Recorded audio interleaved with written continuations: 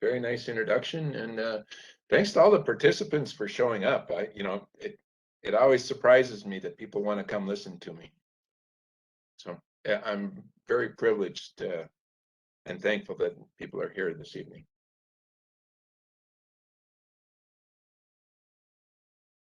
All right, Wendy, did you want me to keep rolling? Yes, please go ahead. Okay. So one of the things I get to do this evening is to acknowledge the land, and I've had the pleasure of walking with elders and asking them to help me to understand why we acknowledge the land, and to distill a very long conversation. The elder simply pointed out to me that from his perspective, the land doesn't belong to us. We belong to the land because it was here before us and it will be here after us. So to that end, I would like to, on behalf of CES, Community Education Service, acknowledge that the land on which we virtually gather today is the traditional territories of the people of the Treaty 7 region in southern Alberta. The city of Calgary is also home to Métis Nation of Alberta, Region 3. Aye. So, Wendy, I think you have one more slide before I start rolling, don't I? No, you're set to go. I'm set to go. All right. Wow. Let's see if I can make my slides move. There we go. Oh, there I am. So, oh, you slipped this slide in. All the other slides on information. So you guys can read that. I'm going to keep It's rolling. okay. It's included in the handout as well. Yeah. So I did make a plan. I have been a teacher for a very long time, but it's my plan. And if you have questions or anything, as I go through it, if ideas come up or thoughts or challenges come up, feel free to put them into chat. And Wendy, if you could please just interrupt me, and we'll follow along the plan with wherever it goes. So my plan is quite simple. We have about an hour and a half together. I'll do a little introduction of who I am, and okay, well, Wendy's already done that. Neurosequential model. I've had the good fortune to be trained and to hang out with a bunch of neuroscientists over the years, and have come to see the value in using a neurosequential approach to working with kids and adults. And then how to go about building resilience. And I'll spend a little time defining resilience and looking at where the theory comes from, because like all really good theories, once we start using it in conventional language, we sort of start to lose some of the richness of it. And then we all think we know what we're talking about when we use the word. So I'd like to create a kind of a common definition. All right. So I want to start off with, none of us chose to be in the circumstance we're in.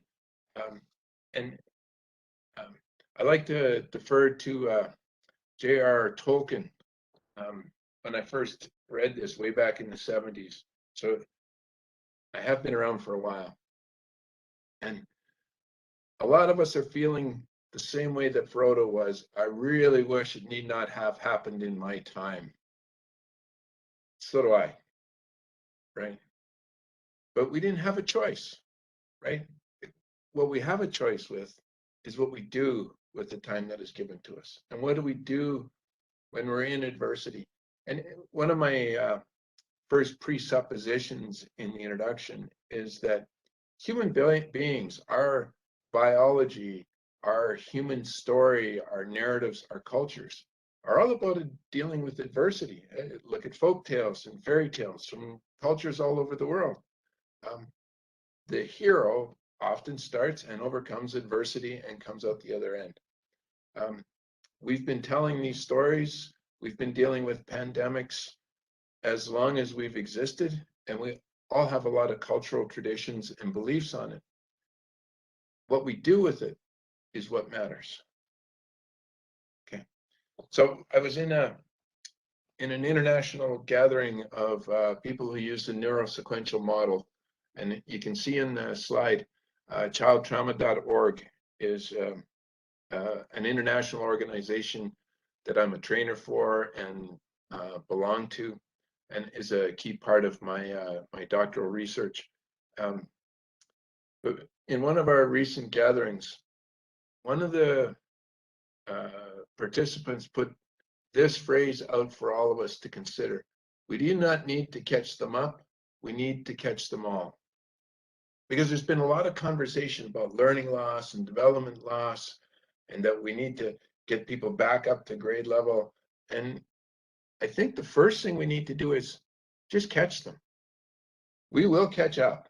Human beings are fairly motivated and fairly willing to catch up. It might take some time, but we have the capacity if we catch them all. And the ideas in my presentation here tonight and for you to consider are just that, ways to catch them all.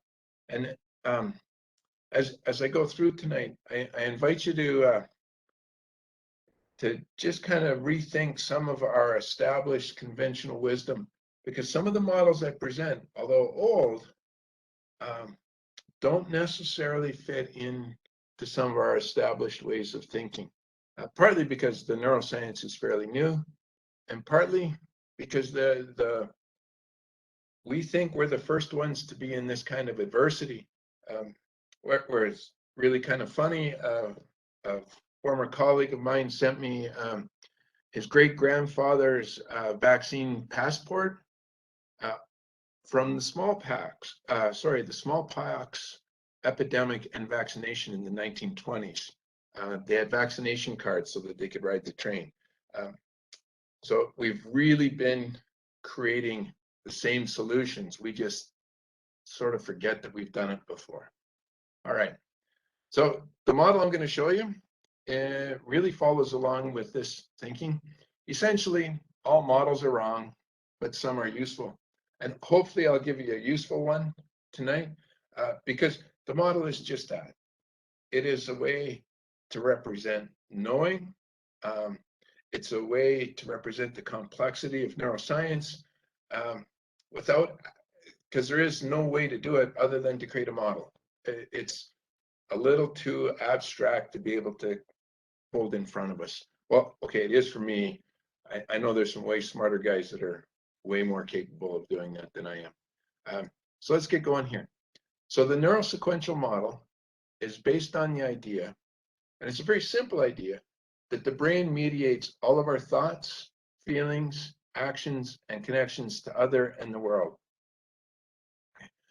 Now, that sounds like a bold statement of the obvious, but one of the simple ways I've come to think about some of this is we often use the discussion first with the head, then with the heart, first with the heart, then with the head, go with what your gut feels. Well, all of that, all of those experiences, all those feelings, and all that are mediated in our brains. And there's actually some really good neuroscience now that can help us to understand ourselves and others. And hopefully my presentation, this is one of the outcomes I'm hoping for, is that at the end of it, we understand ourselves and we understand the other people around us who are in our immediate sphere just a little better, or it gives us a little shift in how we think about the people around us. One of my other colleagues keeps reminding me, change the way you think about a child and you change the child. And I think that's a very powerful piece of the models we use can change how we see the child and the people around us. So hopefully I can give you some tools to do that. Okay, so here's the first thing. This is an upside down model. It is a lovely graphic of the 4 layers of the human brain. It's one that, well, I talk about taking a really complex organ and simplifying it. This is probably the most simple image I've ever seen of the brain, and yet it's not all that simple. So our brain starts, now Wendy, I usually use a different program. Can you see my mouse if I'm rolling it around? No, but if you go up to the top of the screen, I think there'll be an annotate. Under edit, annotate is on right now. Okay. Yep. There we go. Okay. There we go. So, you shouldn't have given me that toy. I'm going to be distracted for a few minutes. In case you're wondering, this is ADHD as an old guy. So our brain wires up, starts at the bottom and goes up through the middle, up to the top, and then we go from the bottom up and from the core out. So it'll go both ways here. All right. So the brainstem, cerebellum, lowest level of the brain. In the old triune brain model, this would have been the reptilian brain. It is where we start. It is the part of the brain that is responsible for regulating our temperatures, our heart rate, our blood pressure, and influencing our sleep. So it's the automatic part of the brain. And it is where the parasympathetic and sympathetic nervous systems all come in. First level. The next level of our brain is the I knew I'd stumble on this one. The dicephalon. All right, it is responsible. Now, please, when I say responsible for, function and structure is a very loose thing in the brain. There are just way too many corrections to say it's absolutely right. Remember, most models are wrong. So this is where we start to get into sleep. It is the part where when we talk about serotonin and light sensitivity and changing light affects sleep, because that's the data coming to it from the brainstem. Okay, appetite and satiety, that's that lovely feeling you get when you've had enough, when you're full, when you're comfortable. You know, after a good meal with good people, you got that, that's where that sensation comes from. So that's sort of, a lot of times I feel it in my gut or gut awareness. That's actually the part of the brain that's attached to the gut that allows us to feel this. Arousal, sorry, this is not a sex ed talk. I did a lot of those when I taught junior high school. We're going to look at the arousal continuum. It is about what state our body is in at any given moment. And it changes and is dynamic. And this idea of arousal this is below our awareness, right? Awareness for us and thinking in that is way up here in the cortex. This is sort of the internal sensory, where we have feelings from inside our body, because you can feel the temperature inside. When your temperature goes up, it's internal information. Okay, also here is motor regulation. This is where we learn to walk. This is where our muscle control comes from. It's also where our emotional, at the next level, when we move to the limbic system. Oh, I got to slow down. I'm getting too excited about talking about this. I must be in the alert phase of the arousal continuum here. It is where we feel where we need to move, where we can control our external large and fine motor coordination and motor skills. When we move into the limbic system, this is often described as the affective part of the brain. Some people use emotional. I'm not quite comfortable with that. It's where we have our emotional reactivity. It's where we feel emotions. You know, when you get that sense, that perception, where do our feelings come from? So when we sing first with the heart or with the heart, this is the part of our brain that we're actually using when we're feeling that. And it's all emotions. And it's not a part that determines whether it's a positive or negative emotion. That's up higher into the concrete thought in the cortex system. The emotion actually gets shifted up using one of these three hormonal neuroendocrine messengers. I'll come back and explain those in a bit here too. Sexual behavior is in the limbic system. It's our attachment, our affiliation. Oh, wait, I did say this wasn't a sex ed workshop. Okay, well, we'll just touch on it a bit. It's also where we start to have attachment. Now, attachment, there's, I suspect you've heard the phrase attachment theory and attachment. This is where we start to build the bonds to other people. And our first attachment is, oddly enough, well, not oddly enough, biologically, it was to our mothers. That's why we have belly buttons. And all of this is what creates attachment. It is both the physical attachment, the emotional attachment, and it becomes an attachment to people, place, and objects or artifacts. Because when you start to think about it, people will have special artifacts. No matter where they move, they have to take that with them. And it's mostly because of the people we're attached to around it. So it's where we start to develop these pieces and learn how to do it. And it's all from the bottom up. When we get up into the cortex, it's where we get affiliation and reward. Who do we affiliate with? Who do we align with? And it's sort of the idea of like-mindedness.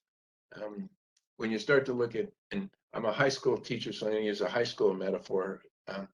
When you start to look at how a high school is organized with the heavy shops, the drama, the band, people tend to collect along like-minded. Not always, but we tend to affiliate because there's a satisfaction or reward to that. Okay. The next level is concrete thought, and we start to develop concrete thought long before abstract, and it can take us a very long time to develop the abstract thought. So concrete thought, we start to develop the ideas of number sense, or 1 stone equals the number 1. So we start to create that concrete. We can start to experience the world in a very concrete way, a very sequential way. And then as we continue to develop, and there is some biological evidence, there's gender differences on this for abstract thought. Girls can start to develop this fairly young as 14 or 15, and consolidate it. Boys, it can take to the age 25. Most, it's sort of somewhere between 16 and 19 is when we do it. So there is a sequential order to this. We start at the bottom, and the whole idea of understanding this is we can start to understand where we need to intervene by the responses we're seeing. So we learn to calibrate. Ooh, that's a lot of complex stuff in a very short time. All right. Okay. So you can tell I'm an academic when you start reading the titles of some of my slides here. Well, let's get rid of the annotation here. Okay. All right. So as I mentioned, the external world comes into our primary senses down in the brainstem, and then that data gets shifted.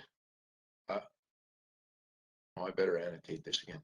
Gets shifted from the bottom up, and then gets ping-ponged around until we come up. So the somatosensory is Eric? sorry? We have a question. Oh. Can some people have a hard time to develop their abstract thinking throughout their life?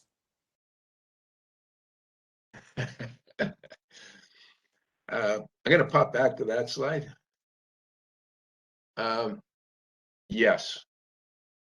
For a variety of reasons. Some are neurobiological reasons, and some are opportunity and experiences. Some are genetic dispositions.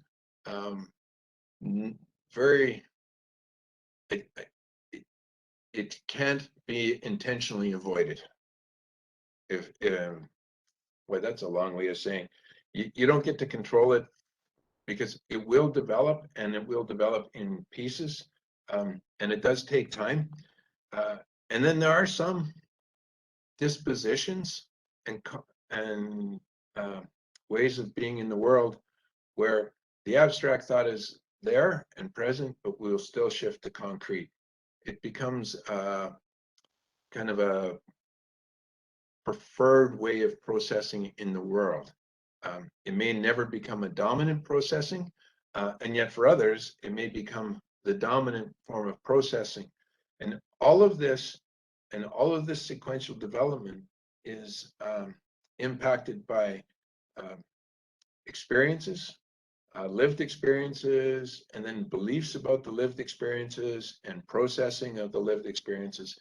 And the other part is within neurodevelopment, what's used is what develops, right? Because as we grow neurons and neural bundles, sorry, I'm thinking in a abstract thought here right now, comedic develop. So the more we use it, the stronger and larger the neural networks become.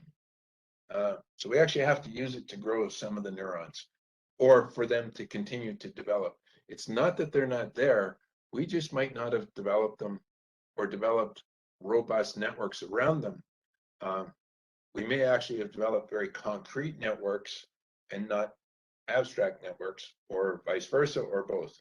And this is where the outside world, then on the next slide here, where it comes in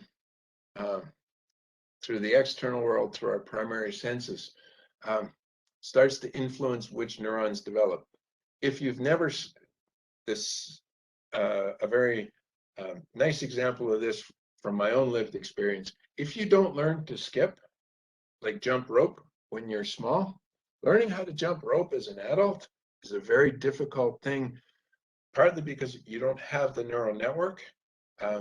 It can be developed. Neuroplasticity says you can develop it. But had I started skipping at a younger age, I'd be far better at it now that I'm old. I still trip myself up. So it's use dependence, okay? And it's this information that comes in. So our regulatory networks, the information that comes in. So linked to the question about abstract reasoning is top-down. Oh, I've jumped slides. My apologies. The top-down cerebral modulator. So this is actually our thinking. We can think about what we're feeling. We can think about what we're doing, and we can use our thoughts to control our bodies. We can use them to control our minds. So mindfulness as an exercise would be a top-down modulation. It is using our higher levels, our abstract reasoning and concrete reasoning, to modulate and work with the other layers of the brain. Because we can actually, we're probably the only species that can think about our thinking, think about our feeling, think about our senses, and choose what we do with it. The bottom-up modulation is where we start to look at controlling our breathing to regulate our heart rate. So we can actually use our own bodies to control our minds, and we can use our minds to control our bodies. And so top down is using the mind to control the brain and the body. Bottom up is using the body to calm the mind and the emotions. Well, I hope that made sense. I need feed, oh, let me clear up the annotation on this one. My apologies. I'm learning how to use a new tool while talking. So, got to do a little bit of my own modulation and of my own thinking here. Okay, so this is actually the arousal continuum that I was mentioning. And when I was talking about arousal, most of us have heard of, the fight, flight response. What we found in looking at the neuroscience is there's a couple of more levels to it than that. So when we're extremely aroused, we will shift into fight or flight. When we're in a calm state, so let's go back down here. When our bodies and our minds are calm, one thing, right? We're one closed piece. We're able to actually think in the abstract. Now, when I said we develop it later, hopefully I said we consolidate it. We actually build the networks for it. We actually start to be able to abstract and do abstract thinking very early. And one of the first signs of abstract thinking in the development of young people is that little sense of humor where somebody will make a knock-knock joke and get that you're not there or to play with it.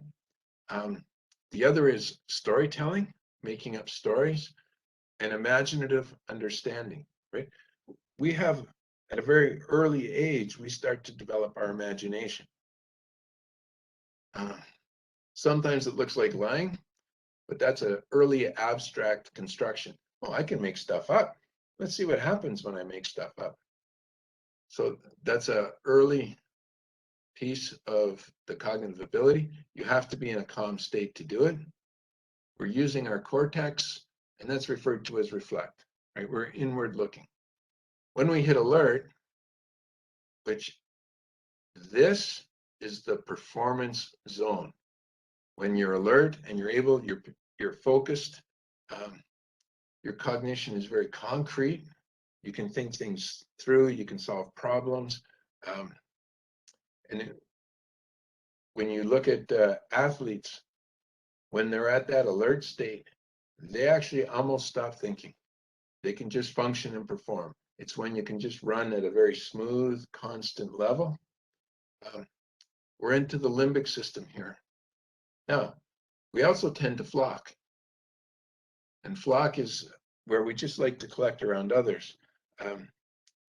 There is a slight difference between male and female presentations of this in some of the research. Women will flock, females, women's different.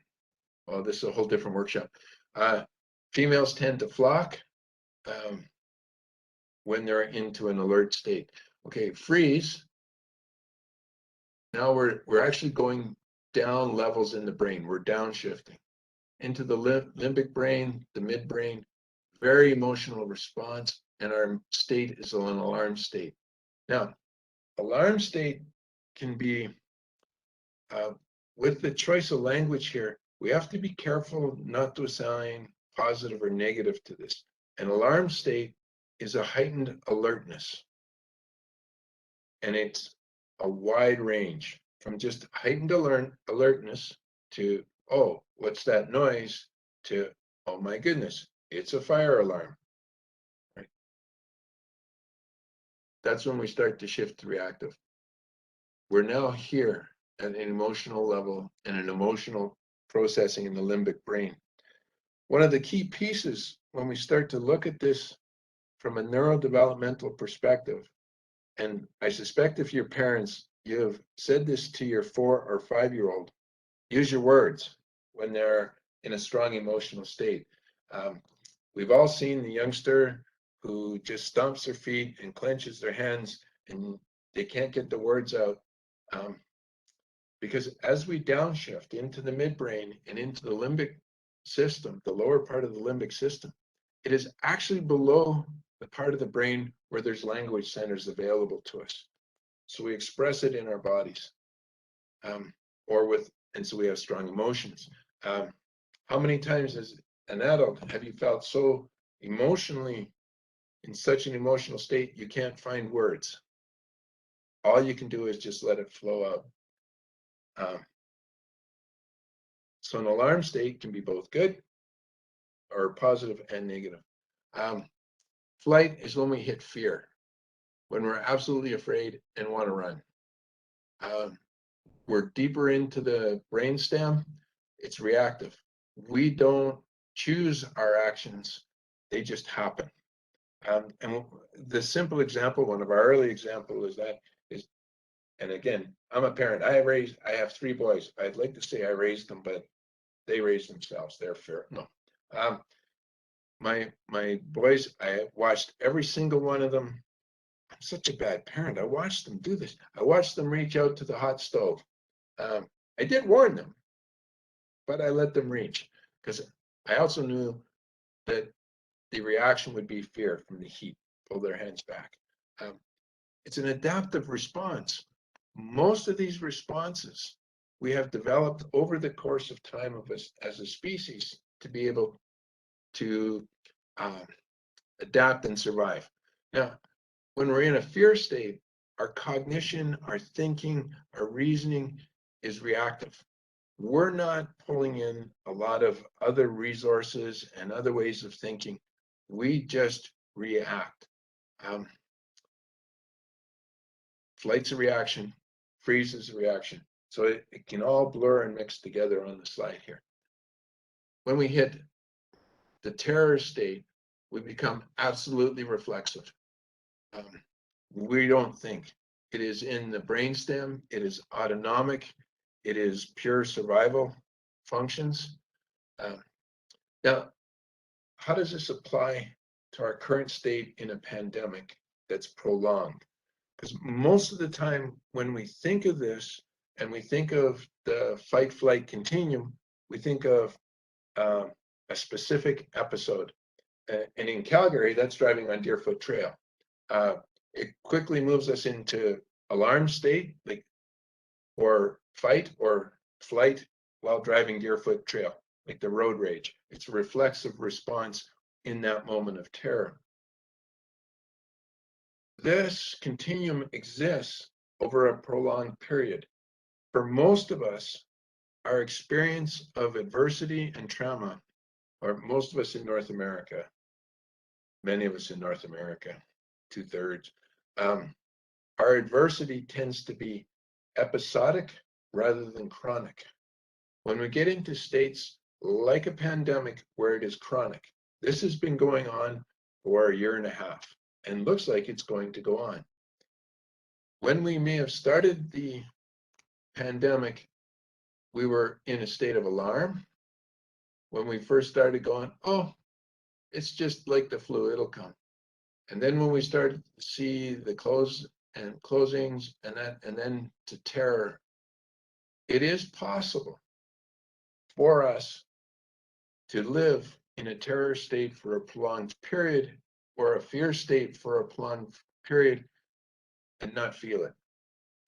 So we start to make decisions out of fear, not out of reason. We tend to make decisions and tend to think based on, well, we don't think. We just base them on a small piece, previous experience, what's going on around us. And it stays at a very long-term constant. And we wire up along those ways. The interesting thing, and I spent the last part of the pandemic working in a school, I found that the students, their adaptive capacities allowed them to stay and not get much above alarm. They'd occasionally bump into fear and would bump back to alert and alarm. And a big part of that was how was the community responding? And that leads me to the next slide here. Sorry, I can't think and click at the same time. So there we go. All right. Okay. So when we're engaging and processing, we have the inside world, the somatic input. What are we feeling inside? And for me, feeling is both the physical and emotional state. And the outside world, the sensory input. The first thing, the first level is we choose to regulate. Now, you can be in a state of terror and be regulated. Oh, that's such a contradiction to what conventional wisdom has us believe. I can appear like a duck, right? The storm can be raging and I can be paddling along on the water's surface. It's nice and smooth as I'll get out and appear regulated. Inside, it's because I'm doing repetitive rhythmical activities, paddling like a duck, doing my breathing, doing my mindfulness practice. I can regulate. The next level is I'll relate. And this is our attachments. How many times have you found yourself in an alert state or an alarm state or even a fear state where you look for somebody to go tell it to, right? You pick up the phone or the other one is you were cut off on the drive to work or on the drive home on Deerfoot Trail. You go home and you tell the next 6 people you see the story about your moment of terror or fear, because that is using relate to regulate. Okay, hopefully that made some sense. Okay, so we can go both relate and regulate. Okay. Our next level on this is we start at the bottom and go up. I know you said we can go both ways, but I like to start at regulate, because if you're not regulated, you can't relate, and you certainly can't reason and reflect the higher processes. If you're not in a regulated state or calm state, you can be in an alarm state, but a calm state is best for reasoning and reflecting. So hopefully this makes some sense. We will be spending a lot of time with this. In my view of the world, this is the 3 R's that we need to be teaching in schools: regulate, relate, and reason. I really don't think we should be teaching reading, writing, and arithmetic, because 2 of them actually don't start with R. So let's keep going here with regulate, relate, reason.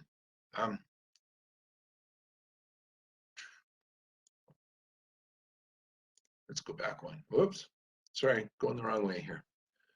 Okay. When I was talking about the outside world and inside world, how we keep kids at the alert and maybe even drifting into alarm and fear is how do we regulate ourselves when we're relating to them? Because the simple thing on this is a dysregulated adult cannot regulate a dysregulated child. This is where we need to use our supports and our peer connections. All right. Now I can move on. Whew. Okay. So what are this chart is a quick summary of what we can use depending. And if you're not an educator, my apologies. I create all my slides as from a classroom perspective. But being a parent, I applied the same thing at home as I did in school. My kids would tell you it didn't work, but you know, that they're my kids. That's what they should be doing. So if the classroom state and the peer state is calm, we can abstract in our thinking and our reasoning. We can live in our cortex. Okay, so predictable behavior, right? So behaviors from the teacher or the parent or when the child is in different states of arousal. So if they are way over in freeze or flight, these are the responses that we can use to help them to move. Okay, calm sounds, a little personal space, letting the young person, letting the other adult have a little space and a little time. Because when we hit up higher levels on the arousal continuum, it takes us a little while to calm down, to come back to it. And part of it is because the blood flow in the brain has downshifted. It has moved from the cortex down to the diencephalon and limbic system, or the cortex, or the brainstem. And it takes a little while for it to start to come back up to where we can actually use our words. So a key piece in this one is the predictable touch and predictable routine. Okay, Wendy, I really like this annotate feature. And it's because a lot of times this is where we ask permission. Would you like a hug? No. Okay, that you've just told me what state you're in. You're not in a calm state. You're probably still in the alarm state. Okay. Predictable routine. This is a rhythmical, patterned activity, right? Like, how many of you go through the same routine when you get up every day, when you get home every day, to go to bed every day? It's that predictable routine. It's constant, consistent routine. Okay. Escalating behaviors. What sets us over? Loud noises, close uninvited proximity, unpredictable touch, and random changes in daily routine or schedule. I have seen more young people lose their mind because they thought they were going to math and math was canceled. They go straight over into alarm or flight. It's amazing how the daily routine matters. Now, we also know it's almost impossible to keep routine. But early in the pandemic, when people started to work from home here, it was keep your daily routine. Get up, do your usual morning routines to get through the day, right? And many of us developed new routines so that we'd have routine, predictable starts to our days, so then we could face the unpredictability that comes. So it becomes an internal, external regulating behavior. De-escalating, quiet voices, eye contact, confidence, again, regulated adult, rhythmic movement. It is amazing how simple tapping and simple drumming works to calm kids. I have sat and just started to drum along on my desk, which is that crazy noise in the background just now. And rhythmic movement. Go for a walk. Oh, so our ancestors knew this. Clear directions into the concrete thinking, right? Somatosensory activities. This is where, when we look at small children, they have their little cuddly blanket or their cuddly toy, right? It is multiple sensory feedback. It is the touch, it's the hug, it's the cover, it's the closing. Very predictable de-escalating behaviors. Okay. Escalating behaviors, uncontrolled frustration. I love this one. Communication from a distance, like yelling. Oh, sorry, I see we have a question.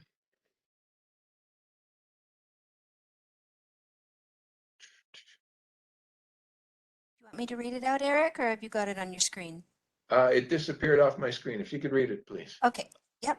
Are there some regulating activities that you find are more helpful, effective for those who have lived in chronic stress, or would they be the same as for those in short-term stress? Oh, I could spend days just talking about this. Okay, so I'm going to go kind of chunk up a level here rather than just short-term or long-term stress. So the key piece for the rhythmical activities is repetitive, rhythmical, and patterned. So it can be a short-term and long-term stress. It can be drumming is one of my favorites. And I was listening to a Cree elder and a PhD, same person, talk about vibration, that it's the repetitive vibrations that we're looking for. So it's a somatosensory input. Skipping, jumping, right, like the jump up and down, bouncing a ball. It depends on the individual. This is about attunement as well. So what kind of rhythmic activity does the young person who's been in the chronic or short-term stress respond best to? And it can be the drumming, it can be making bread, right? The kneading of the bread, playing with Play-Doh, right? Like that, small things like that, but constant, right? So it's repetitive, it's rhythmical, it's patterned, and it can be, for some people, it can be the immediate short-term one. For the chronic stress and the chronic adversity, and at the chronic aroused level in alarm, fear, and terror, the repetitive patterned and rhythmical needs to be longer than just small.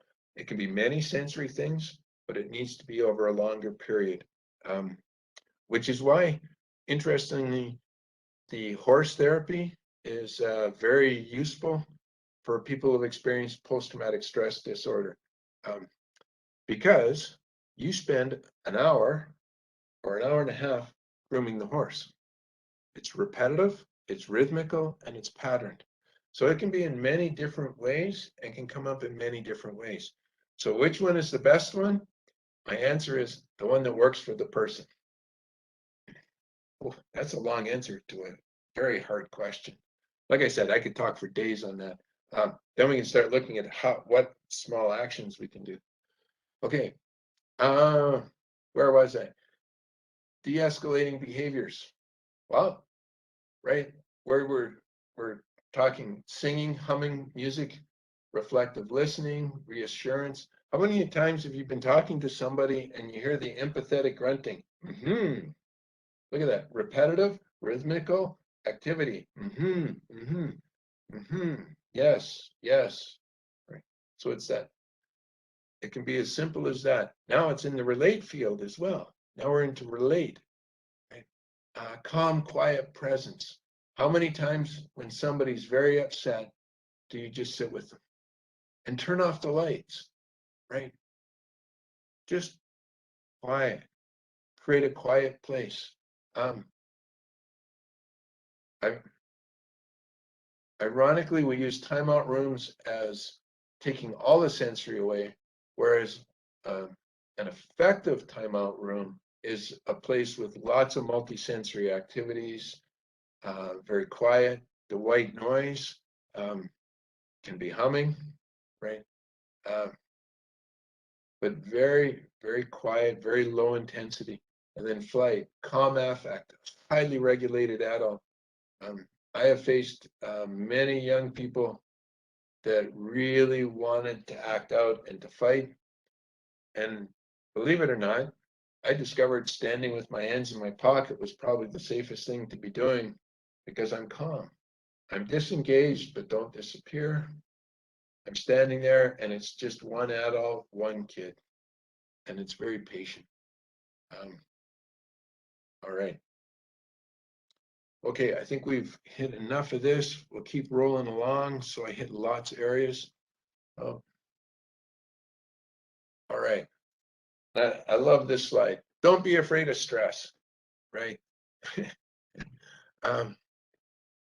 We experience stress. We're wired for it. Okay. The key factor in determining whether, like, we need stress for healthy development, and it's the essential element in building resilience. If you never, ever experience stress, if you've grown up with somebody clearing all the stress and all the adversity out of the road in front of you, you will never learn to manage stress. You will never learn all of our systems working together to have to deal with stress. I would really hate to have to learn how to golf to go play in a golf tournament. That would be stressful because I haven't built the skills. I haven't built all the small micro skills of playing golf along the way. Stress is like that. You have to learn to deal with all the stress by doing little stressful things along the way. It's how we do it. The key factor is whether the stress is positive or destructive, the pattern of stress. Right now, we're living in prolonged exposure to stress, to adversity. How we respond to it and what we do with it is whether we can develop towards resilience or vulnerability. Okay, so let's take a look at some of this. Okay, if the stress is unpredictable, extreme, prolonged, that sounds like the last year and a half, doesn't it? We don't even know if there's going to be food in the grocery store sometimes, right? So it's unpredictable, extreme, prolonged. And that's sensitization, that's a vulnerability. But at the same time, it can become predictable. Like when we had our first wave, it was very unpredictable. We had no idea what was coming and it was extreme. Now we're in the fourth wave. It's like, yeah, okay, right? We're aware of it. We're at an alarm state, maybe an alert state, but it's become predictable. And we've started to moderate our response to it. And we've really worked out to control what we can control, right? In our first experiences of the stress in this adversity, in this trauma, it was unpredictable. We didn't know what to control. We didn't know what we would have to do because very few of us have lived through a pandemic. In fact, nobody alive has lived through the last global pandemic. So we just didn't know what it would look like. So it became a sensitizing or a vulnerable stress. We were very vulnerable at the time. Look at how we reacted to each other. Look at how quickly we were to respond to somebody over minor things. Think about your first encounter in the grocery store with somebody going down the wrong way in the grocery store. You wanted to run into them with the cart, right into that fight response. Whereas now, okay, I can choose what I do. All right, this person's coming down the wrong way in a very crowded store without a mask on. I'm going the other way. So we've developed resilience. We've developed tolerance. How can we maintain a tolerance to this adversity? And the kids are. I find it quite amazing how many young people, particularly very young people, now just wear their masks as a course of, well, that's what I do. I put my shoes on the wrong feet and I put my mask on my face, right? Because young kids put their shoes on the wrong feet, particularly anybody who had boys for kids like I did. All right, I'll keep rolling here. Okay. So nobody has the same response to stress, distress, and trauma. And I actually don't really like the word trauma because it's become too misused. But one of the key pieces with the word like trauma is what's traumatic for one individual may not be traumatic for another. The simple example I use on this is I used to be a canoe guide. I had some clients dump into the river.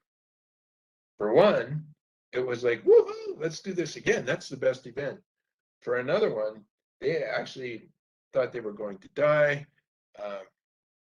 lost weeks of work with trying to recover from it. They had nightmares about it. And the irony is the two were in the same boat at the same time in the same river doing the same things.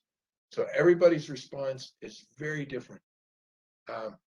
So for the one person, there is adaptive changes in their thinking, in their cognition.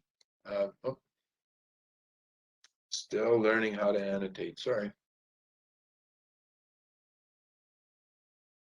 Like the one who said, yeah, let's do it again. For the other person, they actually would say they lost their ability to problem solve.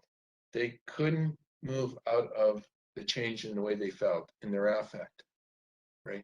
In how they processed. Whereas the other person would describe it as a peak moment and a peak affect. So there's adaptive changes in affect that can be incredibly wide-ranging. Adaptive changes in behavior. Most of us during the current pandemic have made adaptive changes in behavior. Think about if you've had to work from home, right? At first, you're all kind of, I don't know how to do this. Now we all have nice offices set up. We worried about when our kids or dogs would show up in the Zoom meetings. Oh wait, Zoom meetings, right? Changes in behavior. I've learned I don't have to wear fancy pants when I'm in these meetings. And in fact, most of the time I have shorts on. So I'm not going to show you what I'm wearing, but that's an adaptive change in behavior. Pardon me. And we have changes in our neurophysiology. The old phrase, what doesn't kill you makes you stronger. There's actually some truth in that. We actually develop new neural networks that can make us stronger, right? Both physically and neurologically. And that's some adaptive changes in our physiology. Like we've learned how to be at home all day. We've learned how to, well, get by with a little bit more sleep. Who knew that? Sleep, one of the great benefits of adversity, of a world pandemic. We've actually had more people sleeping, which has improved our developmental outcomes, particularly for adolescents. Now, isn't that a weird positive outcome of a pandemic?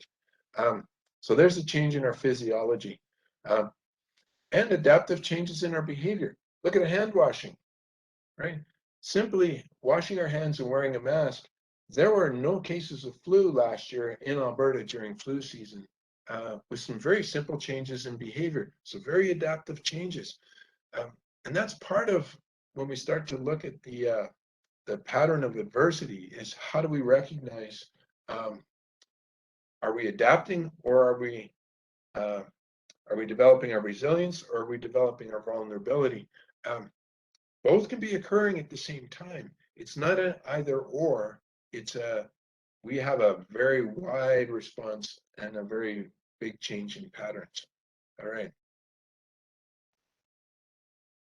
Oh, okay. I think this is the longest I've talked to human beings in a long time. All right. So how do we manage the stress? Right. So we're back to the patterns of stress here and neurotypical regulation. So when we experience stress, we can hit the spot of vulnerability when we're under severe, prolonged, and uncontrollable. But what's controllable for all of us is our response, right? And that's what gives us this response here, right?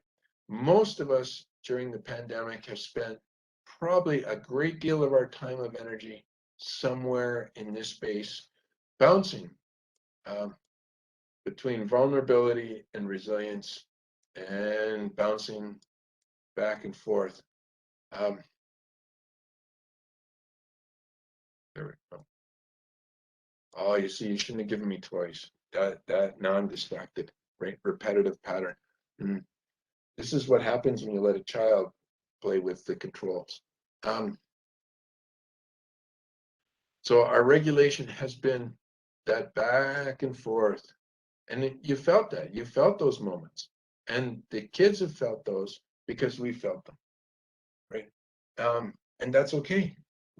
We have to give our, oh, that was a little declarative. When we give ourselves permission to say we're vulnerable, we're resilient, we're going back and forth on what this is. And that is how we regulate as adults. It is how we maintain our integrity of our own neuroplasticity and neural capacities, right? So it's how we stay and do our own state management. Because it is impossible for us to always be calm, to always be alert, and to never be in alarm or terror. Those are adaptive responses that have helped us to stay alive. When we're in those states, we can still be regulated, right? Just because I'm in terror doesn't mean I'm out of control. What can I control? What can I moderate? Okay.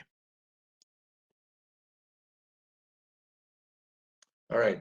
So what are some of the key pieces of adversity that existed prior to the pandemic? So what I'm talking about is we have known this stuff for a very long period of time about what creates adversity for us. Pretty standard list, stuff you would all predict. Community fragmentation. Oddly enough, this may be, oh, let's annotate that. This may be one of our key pieces, and unemployment, and because that's about hope, right? Those are our prolonged uncontrollable. And some of us have had to live through some of this during the pandemic, including maltreatment. All right. Okay, so what, excuse me. So what do we use? How do we moderate? How do we control? Meaningful work. oddly enough, and secure income. We have heard this as ways so many people have gotten through the current state, the current adversity. Meaningful work, secure income, right? The CERB payments, secure housing, cultural connections, and the loss of some of those. And then what I'm really fascinated by are some of our adaptive and innovative and creative and imaginative ways to maintain cultural connections. Um, the online concerts, not as good as being there, but still being there. Online faith gatherings and faith communities. The safe and stable family, that whole idea that we're spending a lot more time together than we did before. How do we make sure it's safe and stable when we can't connect with who we usually connect with in family? Like, what is controllable and what can we accept? And a safe and stable community.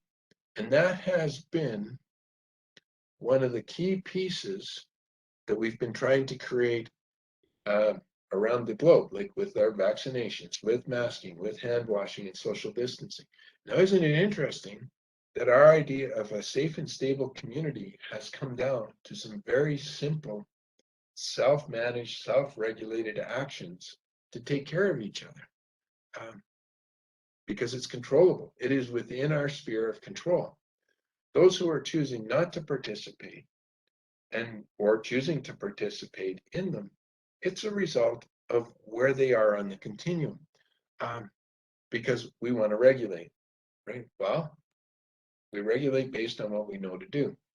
So our response would be to do what we need to do as a community, or I need to maintain and protect my own integrity. Both responses to fear. Oh, we could spend days talking on that point. All right. So COVID-19 related distress, right?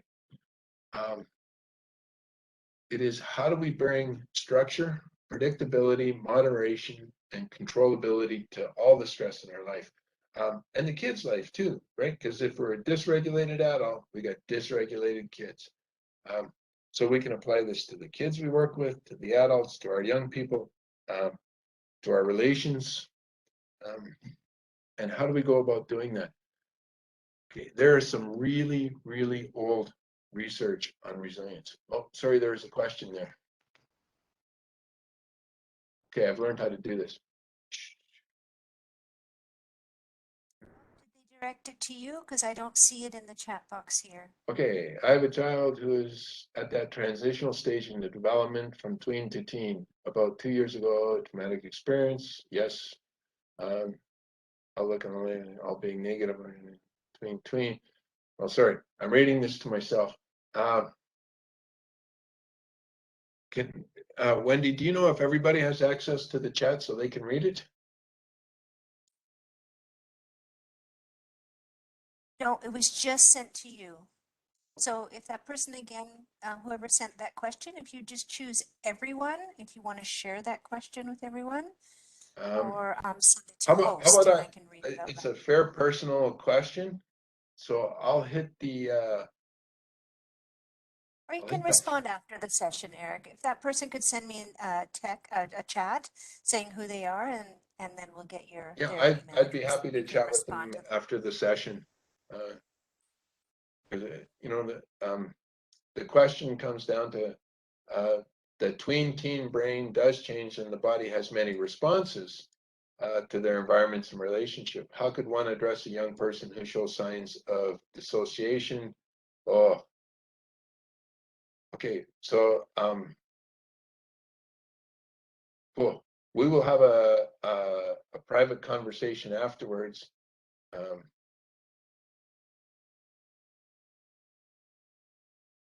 So attachment plays a key role. You can Signs of continue. I'll get that dissociation. person's details, and you can continue with your presentation. I'll get that Okay. person's details. So when we're actually in the prolonged states of stress, we often think of dissociation as a non-response. It's actually on the arousal continuum, a very high level of response, maybe in the fear terror state. So quite often where we have that diversity of responses and the heterogeneity of responses to stress. We can have both the dissociative one, that kind of not participating, not there. That's the freeze response. And it's a very difficult one to work with and takes time. But we'll have a conversation at the end specifically about that young person. All right, I'll keep rolling along and hopefully I can give some general answer. We hit this one. All right, we hit that one. All right, so resiliency. What the heck is resilience? And how do we build it? Well, oddly enough, this is a construct that is really old and has been around since the 1950s. The research on it is really, really cool. And I'm going to talk about the research for just a few seconds because I am an academic and I can't get away from it. Thousands of studies that describe resilience. Now, I had the really cool role of being a resiliency consultant in a school board, and my job was to go around and get schools to adopt the resiliency perspective. And back then, when you Googled resilience, you were taken to an advertisement for Armstrong floors. Oddly enough, not what we think of as resilience now. But one of the key studies that this came from was conducted in 1954. These guys took every kid that was born on the island of Kauai in 1954 and followed them for 50 years. I've actually heard people who were in this study speak as well as the people who did this. They picked the island of Kauai partly because of significant poverty, huge addictions, mental health issues, health problems, criminality. When they looked at all the kids that were born in all this adversity and prolonged adversity, because it's their whole life and didn't know otherwise, by the age of 30, almost 90% of these children were resourceful, responsible, and this is where the phrase resilient adults came from. So how did they get there with all this adversity around them? And that became the study for the next 50 or 60 years and where we are now. So resiliency is, well, I'll explain as we go here. Let's take a look at some of the definitions. Now, the Armstrong floors were the original resilient definition, right? The ability of a substance or object to spring back into shape, elasticity. So that little device, oops, let's go back here. This one is actually a device you can buy in the marketplace. It's an elasticity tester or a resilience tester. That's actually what they sell it as. Who knew such a thing existed? The way we tend to think of it and are using resiliency in this presentation, and this comes from the American Psychological Association, and it's a process of adapting well in the face of adversity. Wow, bouncing back, and it can also involve profound personal growth. So when we think back to the quote that started, they don't need to catch up, we need to catch them all. It is about how do we capitalize on the personal growth opportunities and the personal growth, and what can we put in place? Because the question we had was, what kinds of things can we put in place to support these young people to grow? Well, in adversity, because we know we've done it, we've seen it. We've seen 50 years of research from the 50s on it. I don't think we could get away with that research now. All right, so let's go take a look at some of the resiliency promoting practices. Now, this one here, there's lots of different ways to look at it. This particular one comes from a person named Nan Henderson. She's a social worker out of California. Worked a great deal with young people who in schools, in very complex schools, looking at what are the things we can do in the young person's environment to help build resiliency. Right. A lot of people say it's an innate characteristic. Yes, it is an innate self-writing characteristic of human beings to survive adversity and to get through, because that's what we've been doing. We've been doing that as a species for our entire existence and our entire time. So Nan Henderson and Mike Milstein, both brilliant thinkers on this, and are still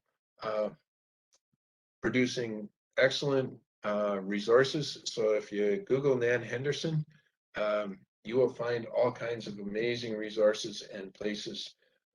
And she's still running workshops. I believe she just finished her PhD a few years ago, looking at what are resiliency producing practices. What I like mostly about this model is she doesn't call it steps to resiliency, as if we could go along in a series of sequential steps to build our resilience. These are the characteristics of things that we can do as adults working with young people. We can do with adults working with adults, and young people can do with young people.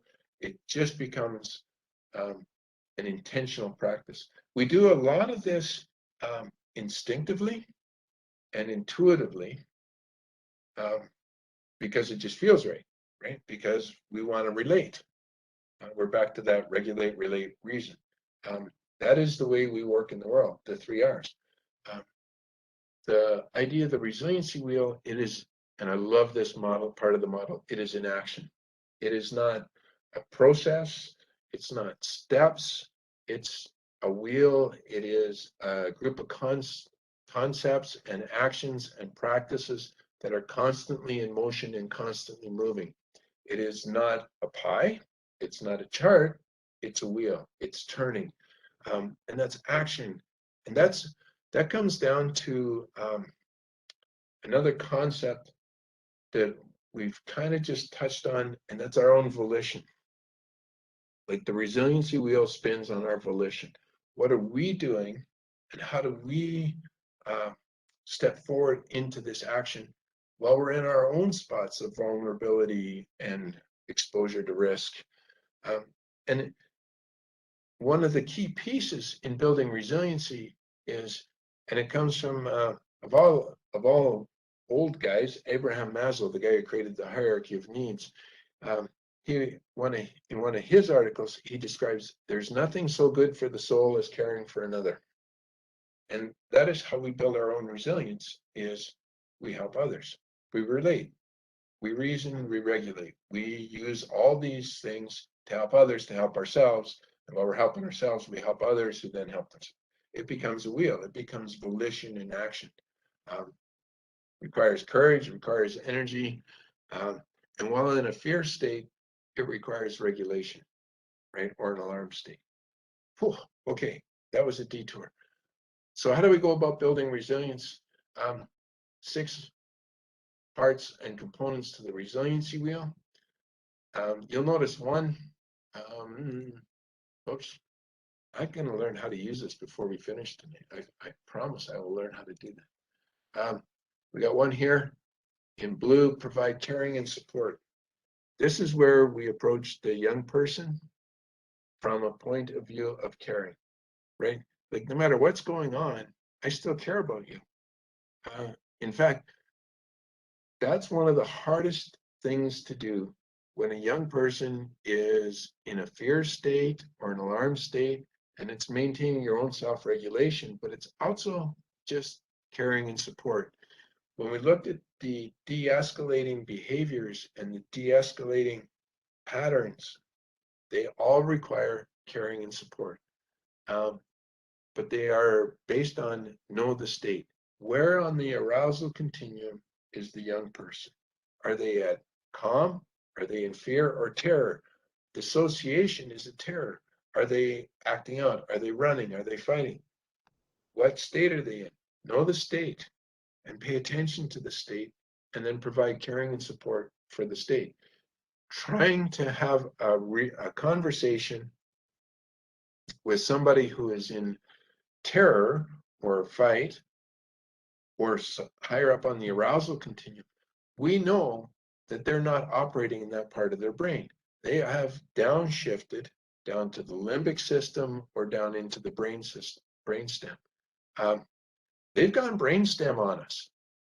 Providing caring and support for somebody who's gone brainstem is very different than providing caring and support to somebody who you can reason with, who you can have a conversation with. You have to work and manage and help them regulate to move to the balance. That's what caring and support is. And caring is like, we never stop loving our kids. And it's about having that positive regard for the person sitting across from you. And boy, sometimes that's hard to do. And to provide the support they need, sometimes it's really hard. When all they need is for you to sit quiet, but you want to help, sometimes you have to sit and wait. And this is constant, right? We'll come back to that. All right, let's move on. Okay, set and communicate high expectations. You know, one of the worst things we do for young people when we're in adversity is we reduce the expectations. Now, I think we have to reduce the cognitive load. In other words, we can't do all the things we used to do, but we can still expect young people to reach for excellence. We can just reduce the amount of things that they're reaching for. And when I hear schools and educators say, well, we got a learning gap.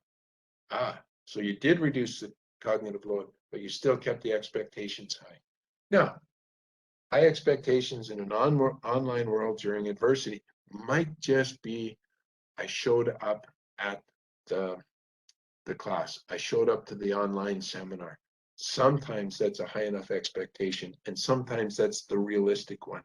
Because a high expectation during a pandemic and a high expectation during a really nice, resourceful day are two very different things. As one of my mentors said, anybody can lead in the sunshine. It's hard to lead during a hurricane, right? Those are high and realistic expectations. Leading in both are really. Provide opportunities for meaningful participation. By the way, for those of us as parents and educators, it's meaningful participation for the young person, not for us. I mean, yeah, I know I'd really like my three boys to have cleaned their rooms. That would have been very meaningful for me, but completely irrelevant in their life. So I had to figure out what meaningful participation is for them. And there's also a developmental appropriateness to this. Meaningful participation for a 4-year-old, meaningful participation for a 12-year-old, and meaningful participation for an 18-year-old are all different. It depends where they are developmentally. And it can be as simple as, for a 4-year-old, getting their dishes to off the table to the sink. We're not looking at washing yet. For the 18-year-old, it can be as simple as getting the dishes from under their bed to the sink. I'm kidding. Well, no, I'm not. I had 18-year-olds. I would really like if they had done that. But it's also about creating places for them to use what they're good at, right? What skills do they have? What capacities do they have? And how can they use them? And kids will find this. They find all kinds of ways to do it and to relate to people as they do it. Okay, increasing pro-social bonding. And this is one where, again, there's a heterogeneity of responses. Man, this is really hard when you're a guy who talks with his hands on a small screen. Increasing pro-social bonding. Some people, they like to have hundreds of people around. Others only like one or two. And it's, how do we maintain those connections? And during the pandemic, we've had to learn how to do that in so many different ways. Like, look at the WebEx here. If somebody told you 2 years ago that most of your learning will be done with somebody sitting in front of a computer screen in their home office, you go, yeah, right. But we found ways. We found ways to maintain connections. We found ways to generate them because we're adaptive, right? This is what we do. We're really good at finding our way forward and our way into this. Set clear and consistent boundaries. This is one of the most important pieces for adapting and supporting with the vulnerability. What are the boundaries? What is acceptable? What isn't? What are you willing to accept? And it's Where are the edges? And know that one of the things that I've come to learn on setting boundaries is you constantly have to set the boundaries. My favorite example of this is my 16-year-old son. Pick any one of them. It's all three of them. Dad, can I borrow the car keys? No. Dad, can I borrow the car keys? No. So you're going to have to constantly, consistently set the boundaries. You have to. What I told you yesterday, the answer was this. Yeah, I know, but that was yesterday. Right? You'll hear those things, and it's constancy and consistency. The other one is teach life skills. How do you get up when you've been knocked down? How do you find ways to connect to people? And this is not easy. None of this is easy by any stretch of the imagination. Teaching life skills is simple as, okay, well, we can't do this today. How do we adapt and change? And in a bunch of ways, the best way to teach life skills and the best way to help yourself feel regulated and is to narrate. All right, today we'll do this, tomorrow we'll do that. And if this happens, we'll have to make these decisions and go this way and that way. And it's just a case of the best way to teach them is to model the way.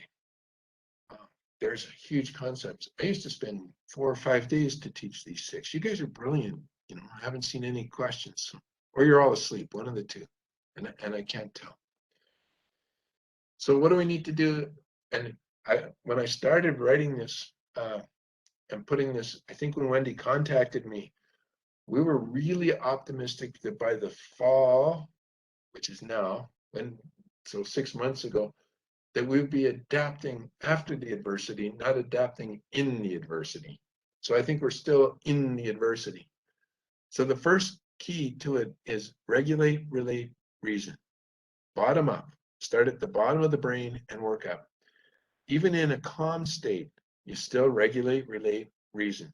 And as I approach young people, as I approach the staff that I supervised and the teachers I supervised in schools, my first task, even with the adults, was I would regulate before I'd relate, and definitely before I'd reason. We would do some rhythmical activities, usually a walk, usually some form of motion, just to get them to calm down. I was fortunate. I had one teacher. The way they regulated was to paint. I had no idea how to paint.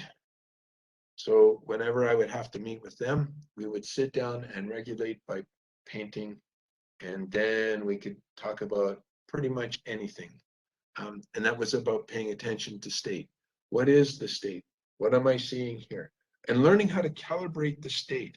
And it's not easy. It took me a very long time to master the idea of, are they calm? Are they alert? Are they alarm? Are they fear? Are they terror? Because you can be in terror and still look very calm.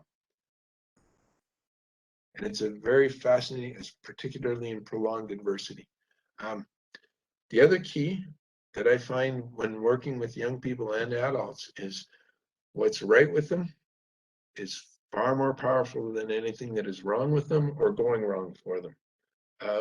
Even a young person in the dissociative state and in the tween and teen, they have way more going on for them.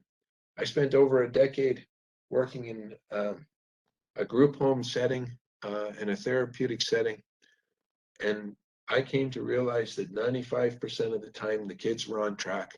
The 5% of the time when they lost their minds, they really lost it. They really went brainstem.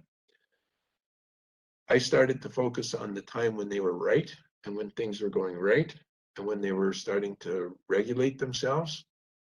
And the more we spend time catching them regulating and helping them to regulate, the more powerful they become.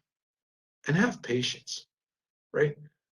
Successfully bouncing back from adversity takes time. Even Armstrong floors, the first guys who had the resilient floors, would tell you, yeah, when you dent the floor, it's going to take 2 or 3 days for it to bounce back. Okay, so it took 1 second to put a dent into the floor when you dropped that great big glass vase from Aunt Bessie on it, and it shattered. The floor got a dent, and it still takes 3 days for the floor to bounce back. If we keep that in mind, that the adversity is short, even the chronic adversity. I know 2 years does not feel short. Believe me, I'm as exhausted as you. we're going to have more time to get right. And we're going to need to know that we don't need to catch them up. We just need to catch them all. And that's the whole piece in all this is we need to catch them all. We need to know their state. We need to regulate, relate, and reason. And we need to catch them all. All right. I see by the clock, I got 3 minutes left. Thank you very much. I'll take some questions and do some of that now. And for those who want to drop out, there you go. Thank you so much for letting me ramble for an hour and a half. All right, we've got a question here. I'm a new teacher in Canada from China. Where can I learn more about Bruce Perry? And can you provide resources about resiliency and state after your presentation? Okay. So the best place to learn about Bruce Perry is Neurosequential Network, NN. And all of my slides come straight from there, and that would be the best place. He wrote an amazing book. Well, several of them actually. He just published one with Oprah Winfrey. What Happened to You? I think is the title of the book. You think I would know. I've just read it. Maybe I have a copy. It's called What Happened to You. I just put the link to the Neurosequential Network in the chat box. Oh, excellent. Thank you very much. And A Boy Raised as a Dog is another good one. It's the seminal work from Bruce Perry. And really, having worked with a lot of neuroscientists, I really like the way that Bruce Perry summarizes it. Most of them are inaccessible, but Bruce Perry is probably the best. Okay, and for resiliency, Nan Henderson. A lot of comments here saying thank you for your time, very informative. I'm going to research this on my own. The session and your time. So it looks like you covered everything, Eric. Thank you very much. Oh, excellent. My pleasure. And as you can see, my email is on the last slide here. I'm not really good at responding. Give me about 24 hours. I'll usually get back to you in a 24-hour time frame. Thank you, everyone. Thank you, Eric. Good night. Thank you very much. And hopefully the person with the question stuck around or has left, and we were able to answer it for them. Yeah, we'll see. Yeah, we'll see if they send an email to CES. Okay. Thank you, Thanks, everyone. Wendy. Good night. Bye, Eric. Talk to you soon. Bye-bye. Bye for now.